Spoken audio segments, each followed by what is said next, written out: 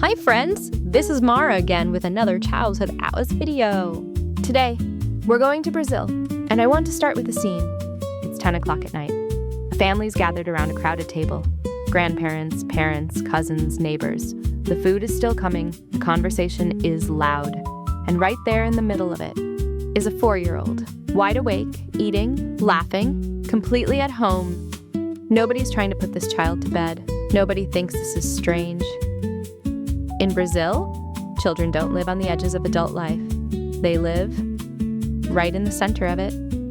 And that changes everything about what childhood feels like. Brazil is enormous. 215 million people, the 5th largest country on Earth. A place so vast that it contains the Amazon rainforest, sprawling megacities, remote fishing villages, and everything in between. And to understand how children are raised here, you need to understand one word. Jeitinho. Jeitinho means something like the art of finding a way, a creative, improvised solution to a problem, not by following the rules perfectly, but by being resourceful, warm, and a little inventive. It's how Brazilians navigate a complicated world, and it's how Brazilian parents raise their children, not with rigid systems or grand philosophies, but with warmth, flexibility, and an unshakable belief that somehow it will work out. If Finland trusts the child and Korea trusts the work, Brazil trusts the connection. When a baby is born in Brazil, the response is immediate and physical. The baby is held, constantly, by everyone, grandmothers, aunts, neighbors, the woman from down the street who heard the news. Brazilian babies are passed from arms to arms. They are kissed. They are talked to. They are touched. Physical warmth isn't a parenting strategy in Brazil. It's as natural as breathing. And this isn't just the first weeks. Brazilian children grow up in contact, sitting on laps, being carried, sleeping close.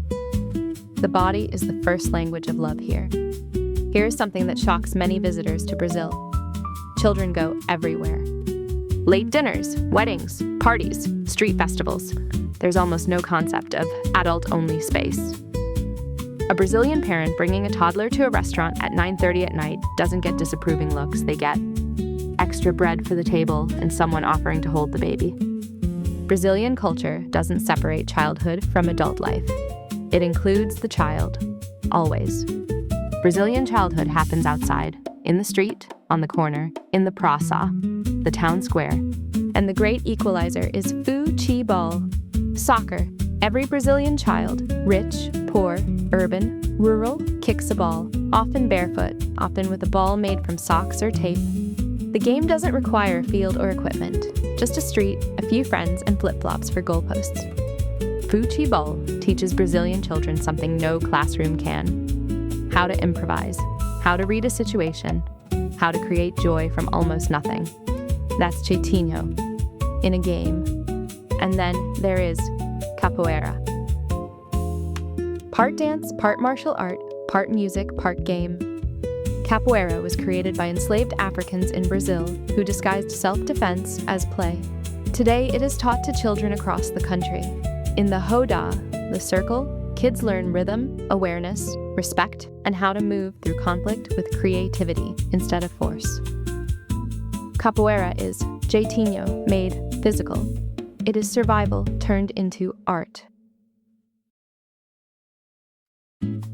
Formal school in Brazil begins at age 6. Education is free and compulsory from 6 to 14. And on paper, the system looks solid.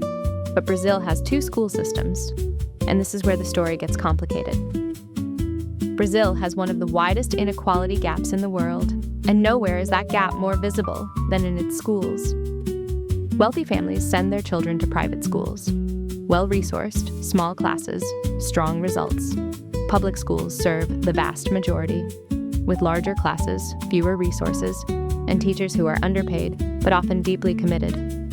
The children in both systems are the same. The opportunities are not, and every Brazilian knows this. It is the country's deepest wound, and its most urgent conversation. Brazil's answer, at least in part, is called Bolsa Familia, one of the largest social programs on Earth. The government pays poor families a monthly benefit, but only if their children attend school and visit health clinics regularly. It reaches tens of millions of children. It has reduced poverty, improved school attendance, and changed what is possible for families who had nothing. It isn't perfect, but it is a statement that the country believes its poorest children deserve a chance. In Brazil, children are treated like minor celebrities. Strangers talk to them, touch their cheeks, pick them up, comment on how beautiful they are, loudly, publicly, without reservation. A Brazilian child walking through a market will be greeted, complimented, and probably fed something by at least 3 people who are not their parents. This is not intrusive in Brazilian culture. It is how a society says, this child belongs to all of us. If there is one ritual that defines Brazilian family life, it is Sunday lunch. The whole family gathers, grandparents, cousins, uncles, neighbors. The table is enormous. The food takes all morning to prepare, and the meal lasts for hours. Nobody checks the time, nobody excuses themselves. Children sit with adults, eat what adults eat, and absorb the rhythms of conversation, storytelling, and laughter. No kids' table, no separate menu. You're just part of it. This is where Brazilian children learn that belonging isn't something you earn, it's something you're born into. Brazilian parenting is not built around schedules. It is not built around milestones or benchmarks or developmental checklists. It is built around presence, being there, being warm, being available, not in a structured, appointment-based way, but in the way that a hammock is available.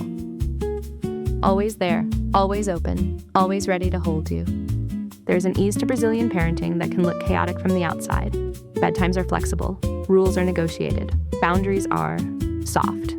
But within that flexibility is something powerful. A child who feels at every moment fundamentally wanted. But warmth alone doesn't protect a child. Brazil is a country of staggering beauty and staggering inequality.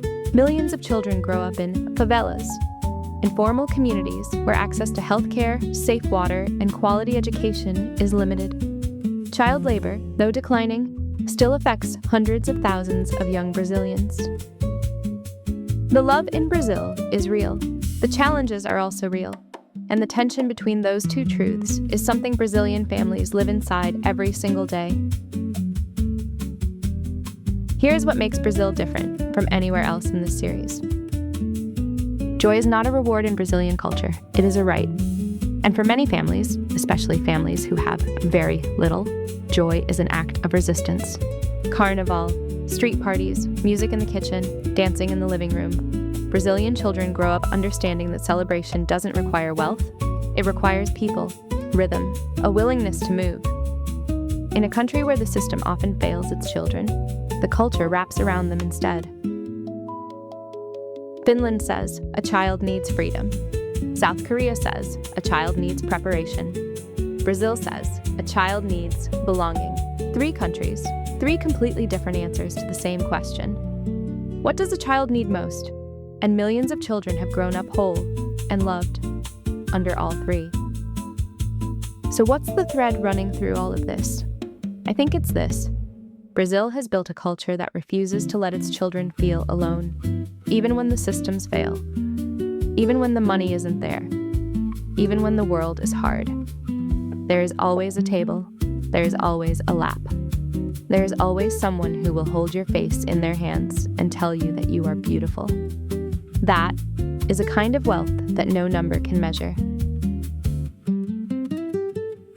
The Brazilian word saudade means a longing for something you love that is absent, but it also carries joy, because the thing was so good that missing it is proof it mattered. That is the Brazilian childhood, so full of warmth that you spend the rest of your life missing it. Saudade. Here's something to sit with. When you think about your childhood, was there a table where you felt like you completely belonged? A place where nobody checked the clock? If this episode made you think, taught you something new, or made you feel something, that's exactly what this series is for. Subscribe so you don't miss our next stop, and if you haven't seen Finland or South Korea yet, they are the perfect companions to this one. 3 countries, 3 completely different ways of loving a child. I'm Mara. See you next time. Bye, friends.